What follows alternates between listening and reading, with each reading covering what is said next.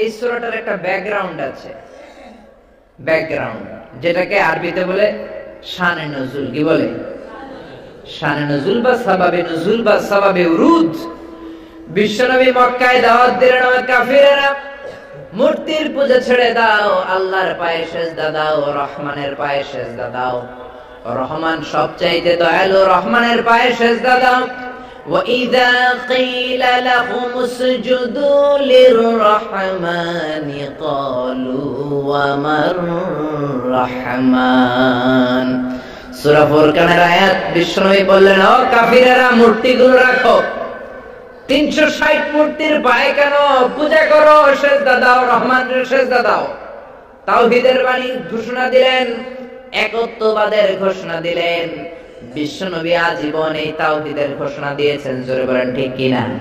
তাওহীদেরই মুর্শিদ আমার মুহাম্মাদের নাম, বলো মুহাম্মাদের নাম।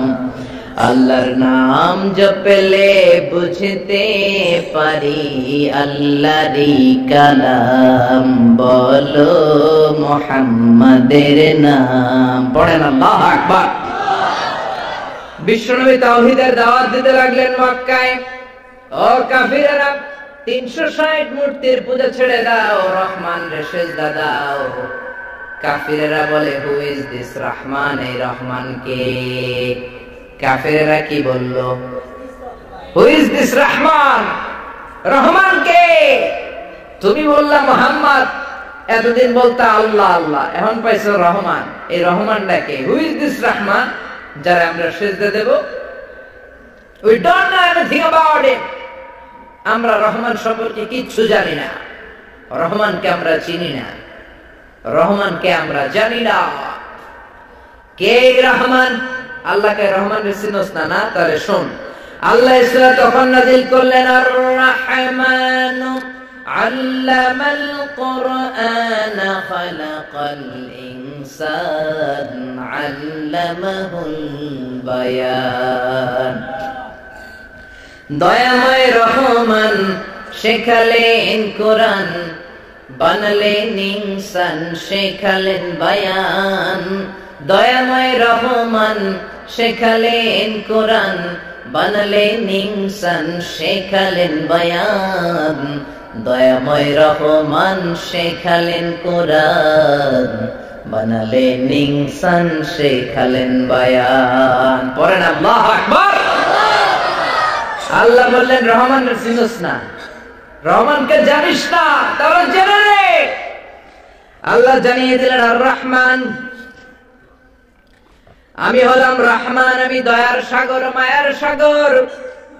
আল্লামাল কোরআন, আমি আল্লাহ কোরআন শিখিয়েছি। চিৎকার করে বলেন, আমাদেরকে কোরআন শিখিয়েছে কে?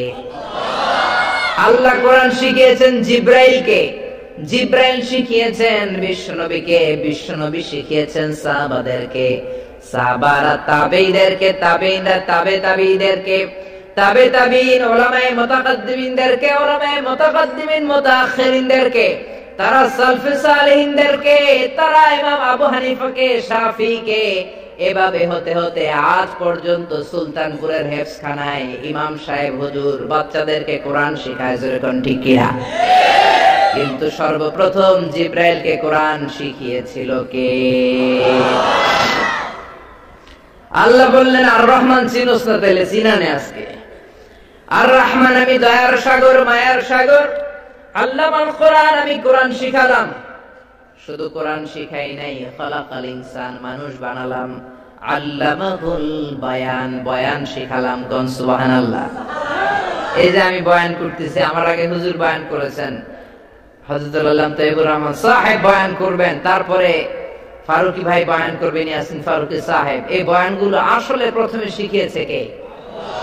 সবাই বলেন, শিখিয়েছে কে? আল্লাহ বললেন, আমি আর রহমান। আমরা বললাম, ভালো হয়েছে আপনি আর রহমান, আপনি থাকেন কই? পরিচয় জানার দরকার আছে না নাই? আল্লাহ বললেন, আর রহমান আলাল আরশি ইস্তাওয়া, আমি আরশে থাকি, আমার বাড়ি হলো আরশে। আমরা বললাম, কেমনে থাকেন? আল্লাহ বলল আমি কেমনে থাকি এইটা বললে তোমার মাথার তার ছিঁড়ে যাবে। জোরে কোন ঠিক কিনা? রহমান তিনি আরশে থাকেন, কিন্তু কেমনে থাকেন?